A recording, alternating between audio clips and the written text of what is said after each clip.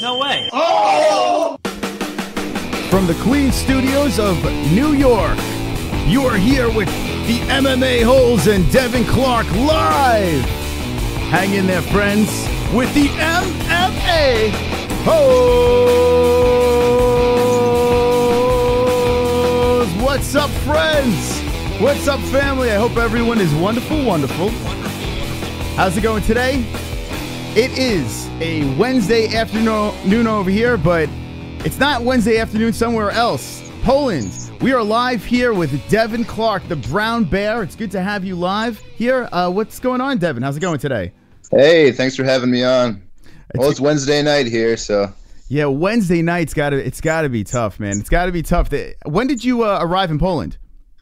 It was Monday night. So that would have been, what, Monday morning back in the States. So yeah, a little adjustment, but you know, it's going well, and I'm sleeping through the night, and everything's good. Well, hey, listen, it looks like you're nice and cozy right now, so get comfortable because you're live in the MMA-Holes. Yeah. This is now, there are other shows out there called the MMA Hour and all this stuff with Ariel Helwani, but you are on the greatest show on YouTube, so this is an honor for you. Absolutely. Welcome, Devin. So now Devin Clark, he's fighting this weekend on in UFC Poland, okay, flying all over the world, beating up people. And this card is a interesting card over here. It looks like, now you fight out of Jackson Wink, and it looks like you have a lot of teammates on this card as well. So how is it going to Poland, flying to Poland, and having all these teammates on the same card as you? Oh, it's great. Because not often do you get that. You might get one or two teammates. Usually you do at Jackson Wink, but you know, I got 4 other guys on the card that's on my team, so, and a female. So yeah, it's great. It's, you know, got another family over here, so the support and all that's good. It's got to be. Now everyone's together, everyone's rooting for each other over here. Now, when you're flying over to Poland to fight, you've done this before with the UFC. You fought. You already have what, 3 fights in the UFC under your belt, correct? Yeah. Yep. So now it seems like you've been there, done that. Is it more nerves going to another country to fight rather than fight in the States? Not really. It feels pretty much the same. It's still a fight at the end of the day. You know, I grew up wrestling and having traveled to all these different events, so I'm used to going into other people's hometowns, and you know, it's just another thing, part of the sport. Headed for it. Well, listen, I mean, now, for those of you jumping in right now, we have the MMA-Holes hanging out over here in the chat room. There's a live chat going on. They may have seen you briefly before in Jackson Wink. I'm not sure if that was the dorms over there or what was going on. And we ran into your friend Matt the Horror. I mean, the guy is out of his mind, and we love the kid. And you came on. We saw John Jones over there, and it was crazy. I mean, seeing all these people, do you get starstruck when you're in a gym with all these high-level athletes over there? And I mean, top of the food chain. When you first went over to Jackson Wink, were you like stunned to be training with these people?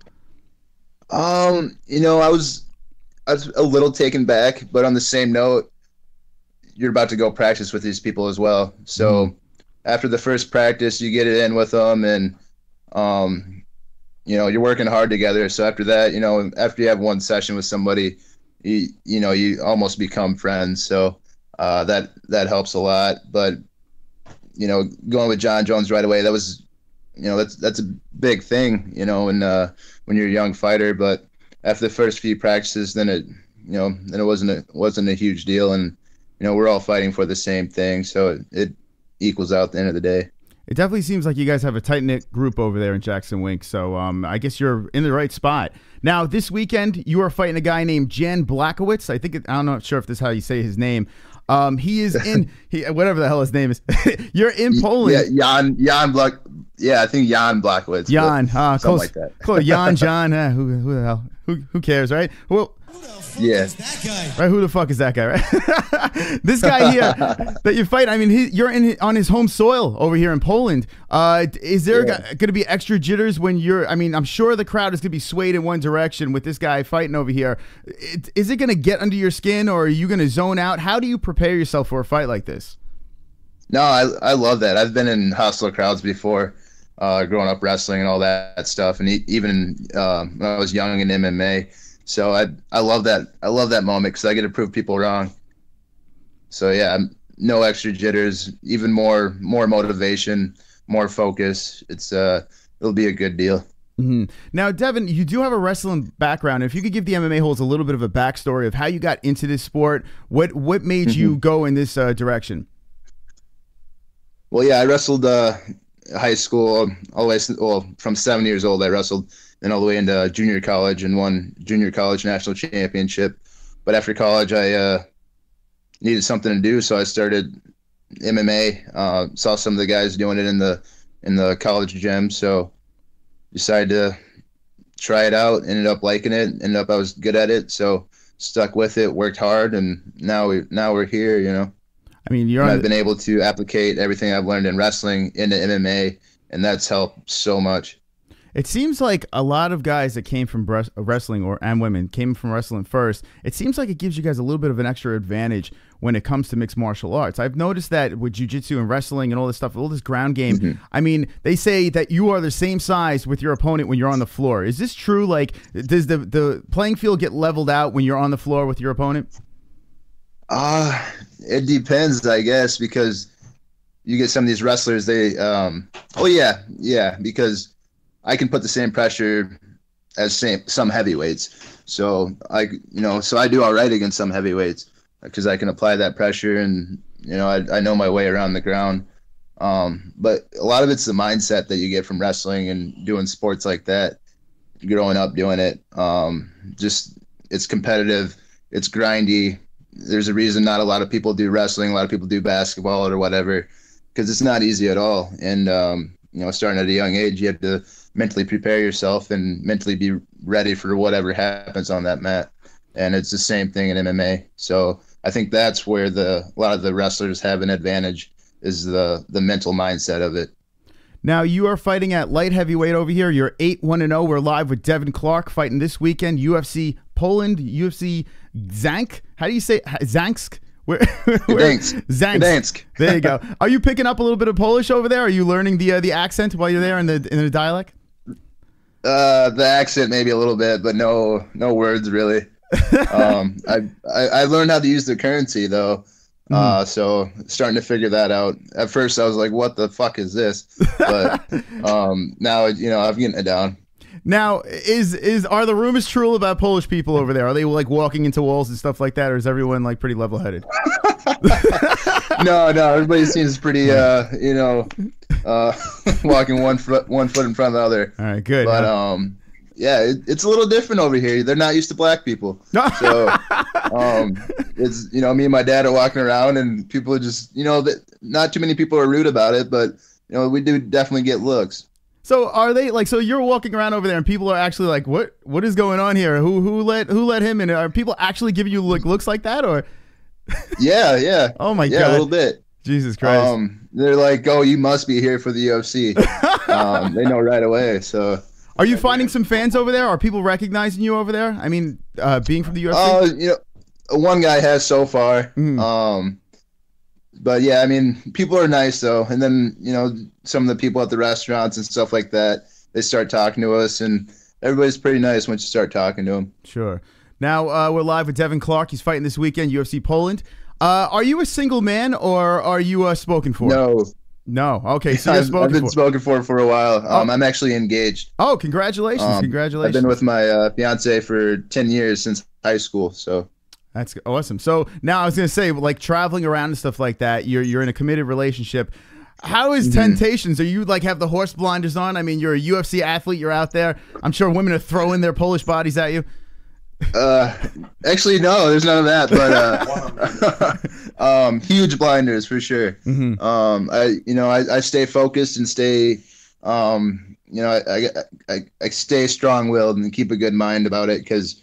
At the end of the day, that's something I have to brag about that a lot of guys can't. So, always been faithful, and that's one thing I always keep. And obviously the temptations are there, but to deal with it, and I deal with it in my way, and I don't get sidetracked. Yeah. Well, it's got to be difficult, especially traveling around and stuff like that, having a relationship. You have to have a strong woman behind you, and it sounds like that you guys do. Congratulations on the engagement as well.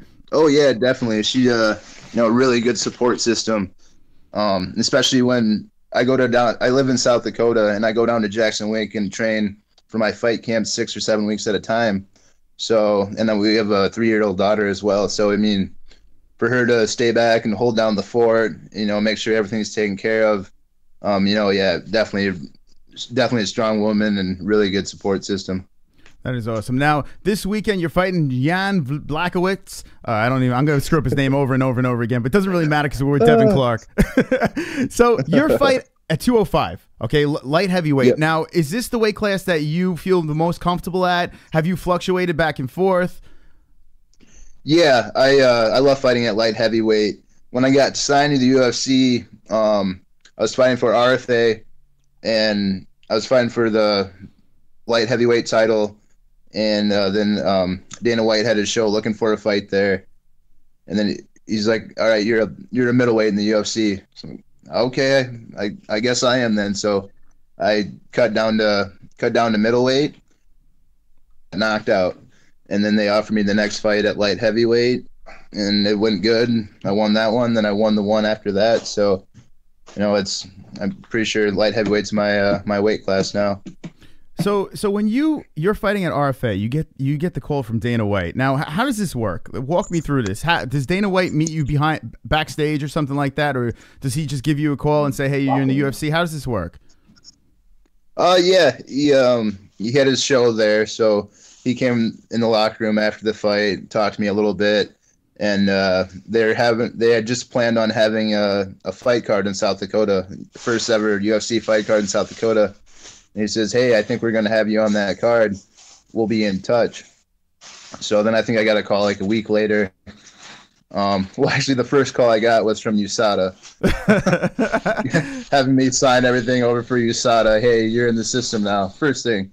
So that's how I knew I was in the UFC. USADA calling me. Mm-hmm. So yeah, that's kind of how it worked out. And then we ended up having our debut in my hometown in Sioux Falls, South Dakota, which I obviously got knocked out. But we got over that, and now we're winning. So well, you're on a 2-fight win streak right now. How do you bounce back from a fight like that? Like, it's your UFC debut. I mean, you're in your hometown. I mean, it must have been a tough loss for you. How do you bounce back from something like that?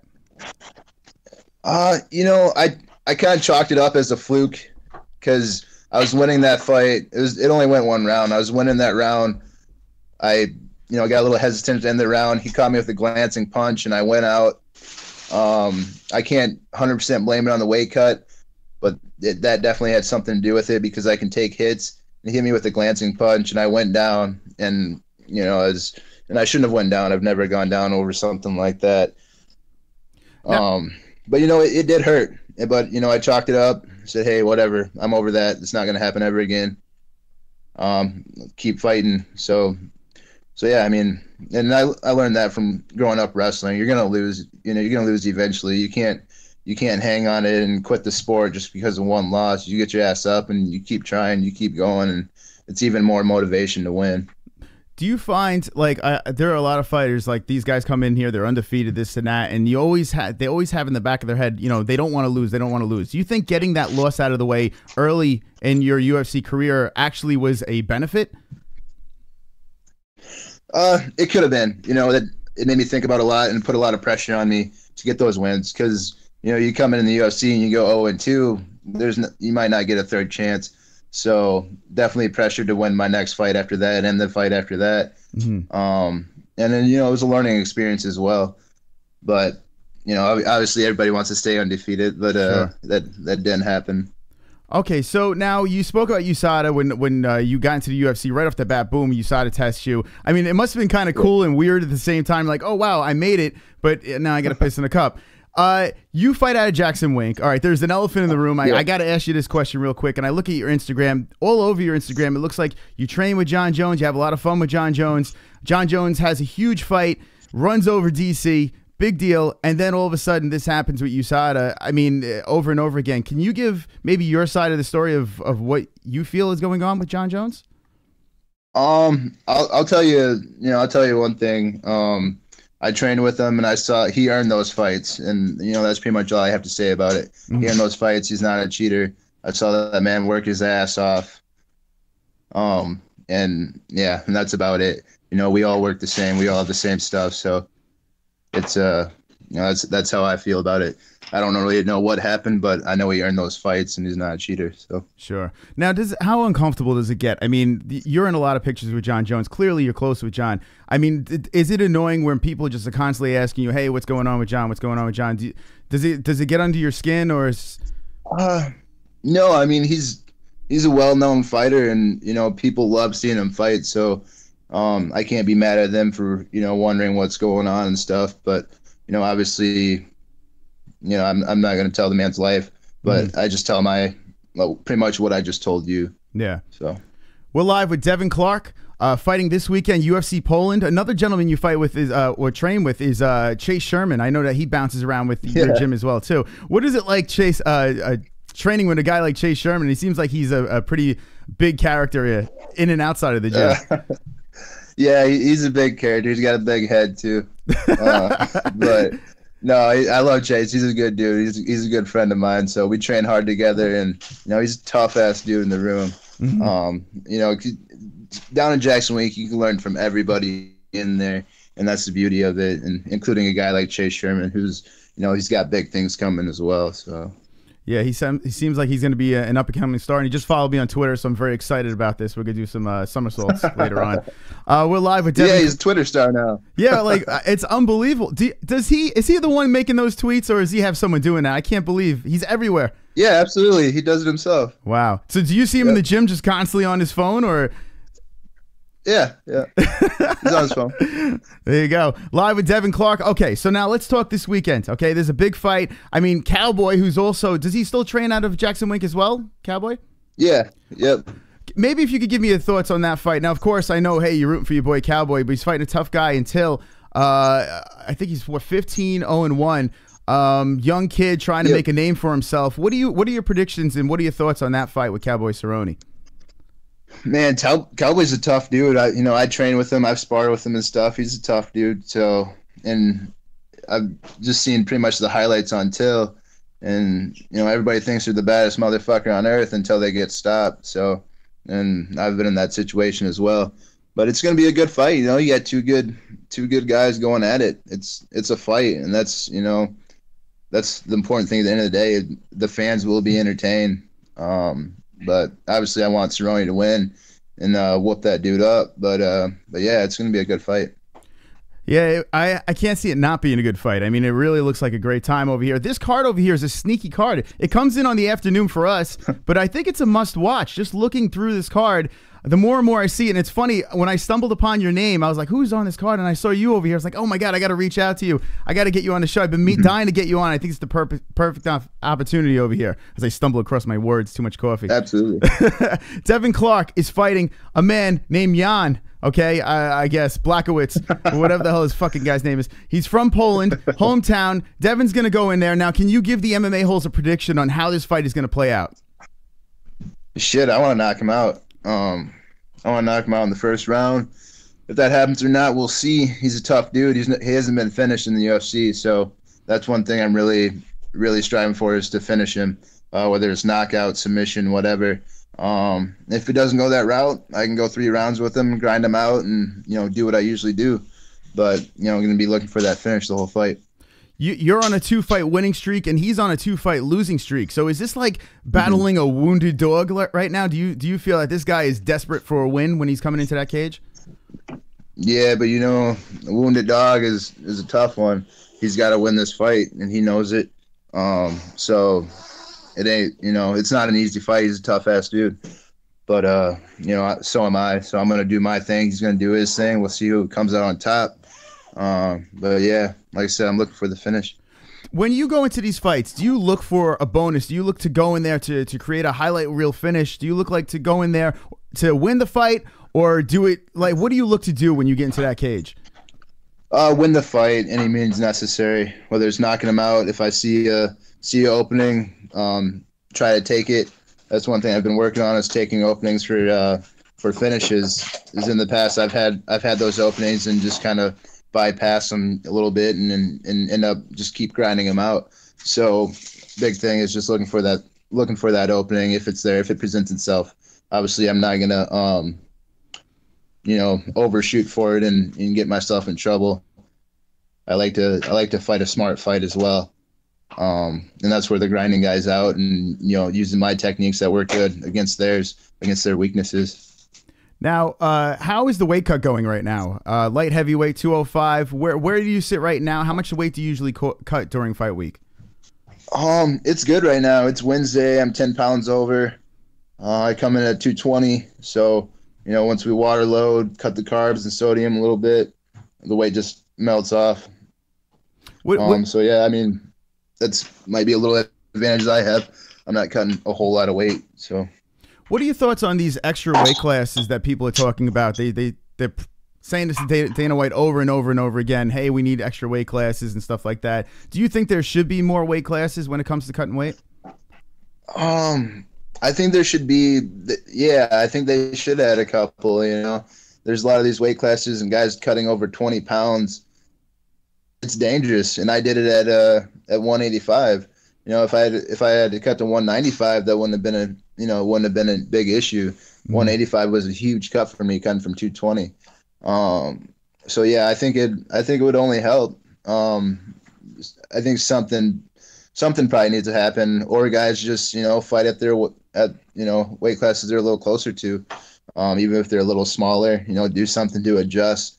Because at the end of the day, the fighter is responsible for their body and what they do in their career. So if you have to adjust, make that adjustment. Some of these guys are scared to move up weight class and I'm too small for it. No, just gain some weight, put on some muscle, work your ass off, and do what you got to do. That's it. Now, and you having a wrestling background, I mean, you have to be well versed in cutting weight at a very young age as well, I'm sure. Yeah, and that was the wrong way. I always did it the wrong way. I have a really good trainer now, Ford Strength back home in Sioux Falls, South Dakota, and we have a good program set up for cutting weight, and we do it smart. So I'm not near death every time I do it. Like some of the times when I was in wrestling, where I would just not eat or drink for a day or two. Do it the wrong way. Now I'm cutting weight, and as I'm cutting weight, I'm still eating 2 to 3 meals a day and drinking water up until the weigh-in. Have you used the UFC facility that they just put together? I haven't used it yet, but we did the tour and got to check it out at the UFC athlete retreat, and that thing is amazing. But definitely going to get out there to train sometime soon. So how does it work? Dana White was saying, especially with the Kevin Lee fight, he says that he had the opportunity to go over there and cut weight and do everything the right way. So you guys have access, everyone that's under the roster has access to go to this facility and just use whatever they have over there. Yeah, you can go there. You can even go there before your fights. If you want to go there 2 weeks before your fight, you go there. They have trainers there, everything you need there. Dietitians, trainers, they have a cafeteria. So that that facility is amazing, and they have everything you would need for a weight cut or, a pre-fight training camp. Yeah, definitely awesome deal. So what do you think about the UFC right now? I mean, I think the Reebok deal is coming to an end. I'm not sure if they're going to redo something with Reebok, but they seem like they're dumping money in these retreats and these facilities and stuff like that. Some people are complaining. Some people think they're doing the right thing over there at the UFC. Where do you stand with how the UFC treats their fighters? Obviously everybody could be paid more.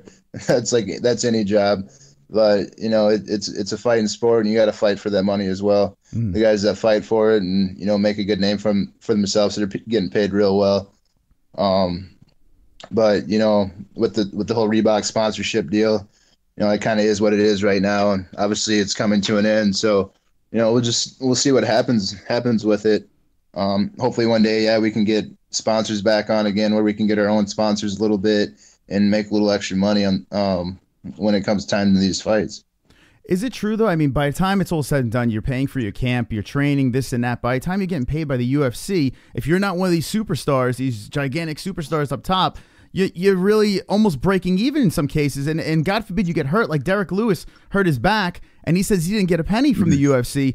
I mean, do you think that the UFC should be at least throwing some money or covering their asses when it comes to people getting injured and stuff like that, treating their fighters a little bit better? I mean, it's insane to see these things over and over happen. And, you know, is it Reebok's fault? Is it the new ownership's fault? I mean, I don't want to get you in hot water, but I'm just curious to think what you think about that whole situation. You know, it would be nice to have extra help, but, you know, like I said, you got to earn it too. But I think, you know, I think it'll get figured out. Yeah. I got hope for it. So, and I know there's been some talk of shit changing for the better. So, you know, I'm just hopeful of that. We are live with Devin Clark. He is going to beat some ass. UFC Poland. It's going to be exciting versus Jan Blachowicz, whatever the hell his name is. He's going in there. He's predicting a first-round finish, and we heard it here live on the MMA-Holes first. Now, listen, what are your predictions? UFC 217 is winding. I mean, UFC. It's 2017 is winding down. We're going into 2018. Where do you see yourself by the end of 2018? So say this year winds down, 2018 goes. Where do you see yourself at the end of 2018? Where is Devin Clark? Where will he be? Shit, man, that's a good question. A lot can happen in between then. You know, that could be 3 or 4 fights. So that could be, you know, that could be a title. Everything goes right.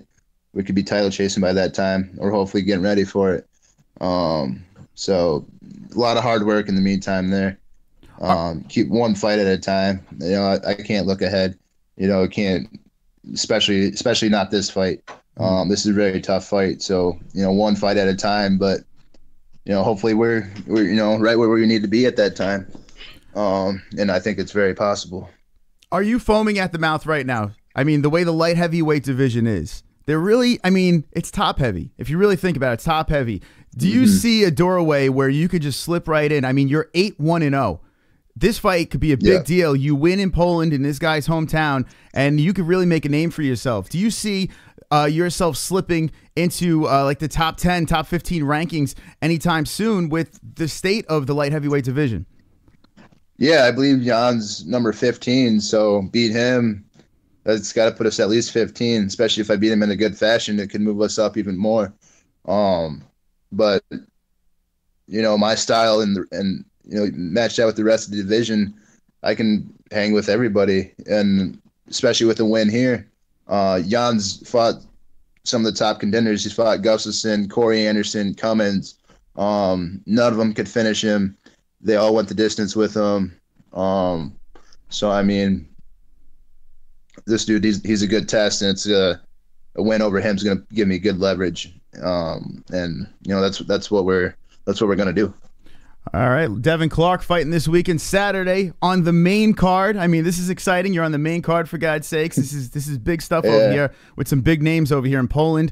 You're live from Poland right now. I'm going to let you get some sleep, but before I let you do that, the stage is yours. Give some shout outs. Let me know any sponsors out there that you would like to throw out. Yeah, I am becoming IAB Manufacturing. They've been a big help to me. They're a clothing company, and they put out great T-shirts. So go check them out. IAB MFG on Instagram. Then York Athletics, same with them at York Athletics on Instagram. And then everybody back at home. I got some local sponsors too. Papa Doc's Pub.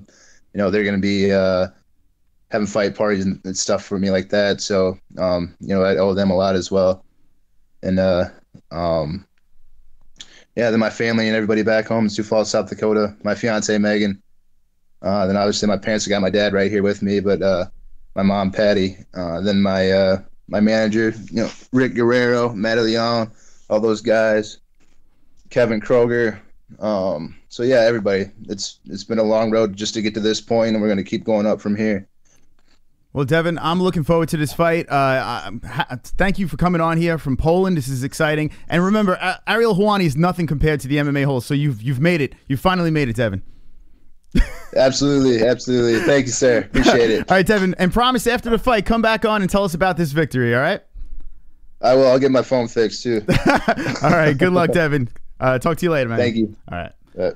Devin Clark. Check that out. Devin Clark live on the MMA-Holes. What do you guys think of Devin? What do you think of his chances? Jan Blachowicz in Poland on this fight card over here this weekend. Cowboy versus Till. Carolina versus, I can't talk today. I don't know what the fuck is wrong with me. Karolina Kowalkiewicz versus Jody Escobar. And here it is. Devin Clark versus Jan Blachowicz. That's right.